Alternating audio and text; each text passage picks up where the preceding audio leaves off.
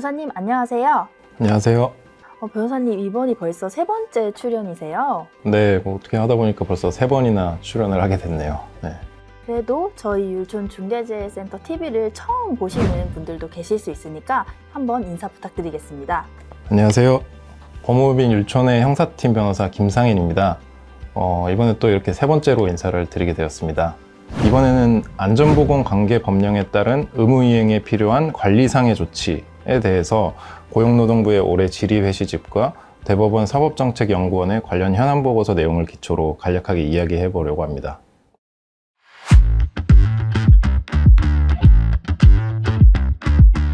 안전보건관계법령에 따른 의무이행에 필요한 관리상의 조치라니 단어도 길고 의미도 잘 와닿지 않는데요. 무엇을 하라는 것인지 변호사님께서 쉽게 설명 부탁드리겠습니다. 중대재해처벌법 제4조 제1항 제4호에서 정하고 있는 의무인데요.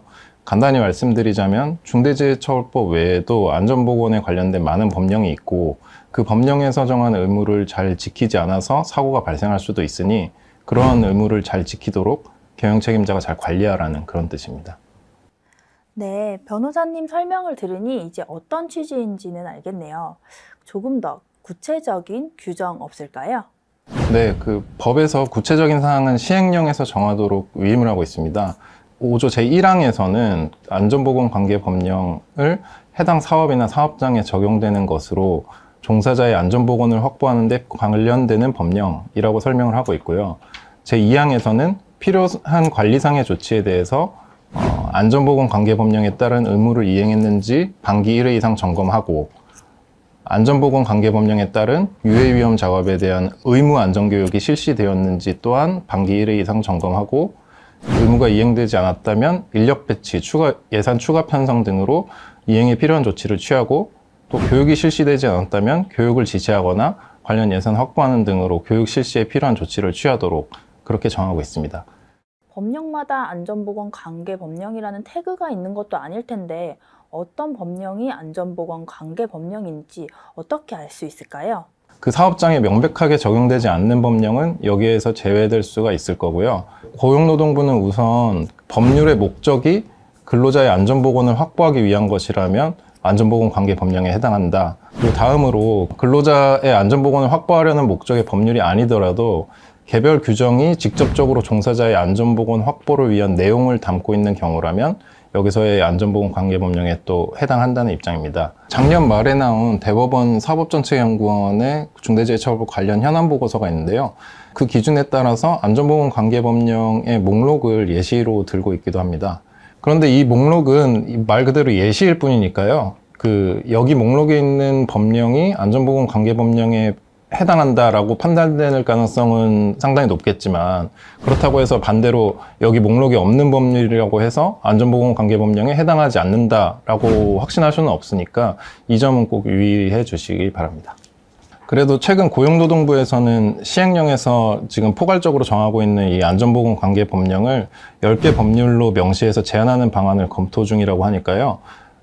아직 확정된 내용은 아니지만 이렇게 진행이 된다면 이 부분에 대한 실무 담당자분들의 고민이 상당 부분 좀 해소가 될 수 있을 것 같네요.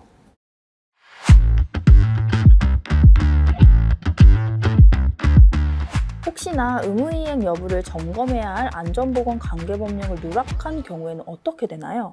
이런 경우에는 물론 중대재해처벌법이 정한 의무를 이행하지 않은 경우에는 해당이 되겠지만 그렇다고 해서 그 자체만으로 곧바로 중대재해처벌법 위반죄로 처벌받는다고 보기는 어렵습니다. 그렇지만 이제 관계법령이 누락된 상태가 계속 유지되는 중에 중대재해가 또 발생할 수가 있잖아요.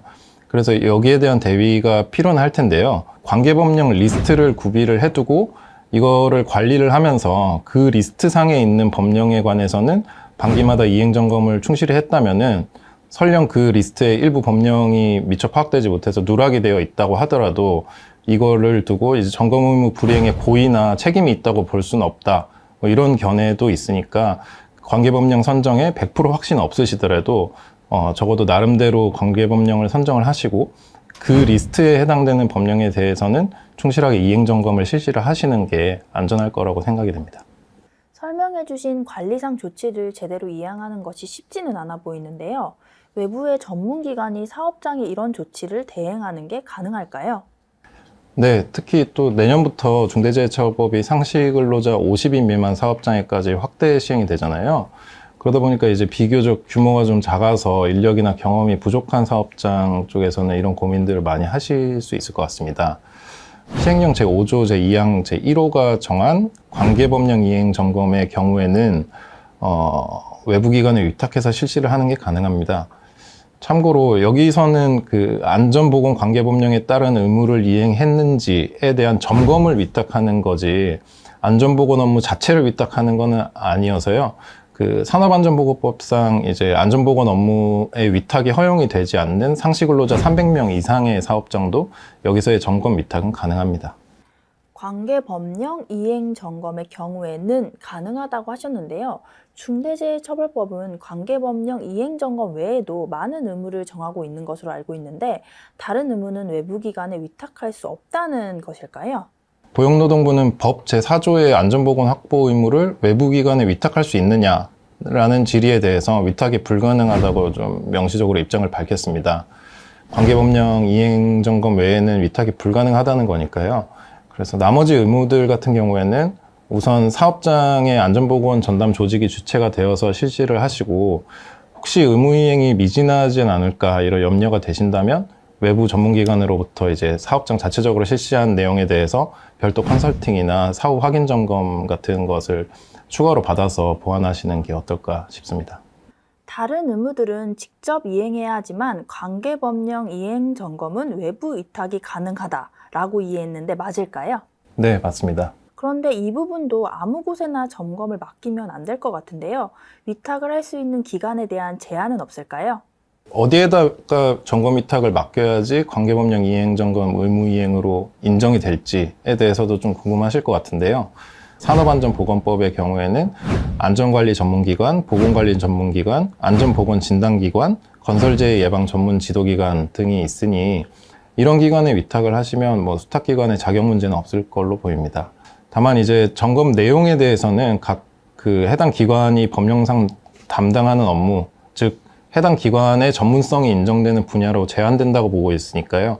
그 위탁할 점검의 그 범위를 정하실 때에는 이러한 점을 좀 충분히 고려를 하셔야겠습니다.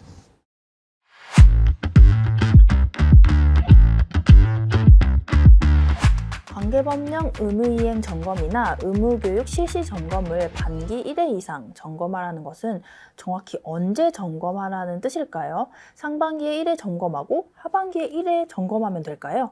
그 여기에 대해서 고용노동부는 상반기 1월 1일부터 6월 30일까지와 하반기 7월 1일부터 12월 31일까지를 최소한의 주기로 해서 각 1회 이상 실시해야 된다라고 이렇게 회시를 했습니다. 그러니까 연초부터 그 연 중간까지의 상반기와 그 이후부터 연말까지의 하반기에 대해서 각각 1회씩 실시해야 된다는 입장인 것 같죠.